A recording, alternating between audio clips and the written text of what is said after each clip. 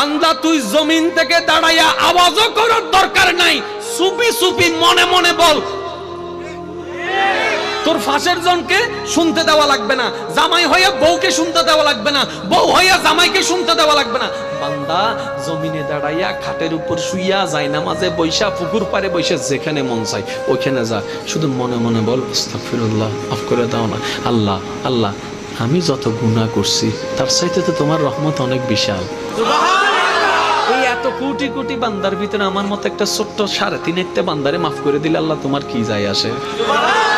আল্লাহ তোমার জান্নাত নাকি এত বিশাল, এক দেওয়াল থেকে আরেক দেওয়ালে যাইতে বলে 500 বছরের রাস্তা, হুজুরদের থেকে শুনছি। এত বড় রাস্তার ভিতরে আমার মতো 3.5 একটু কোণার মধ্যে ফালাই রাখলে আল্লাহ তোমার কি কমতি হইছে?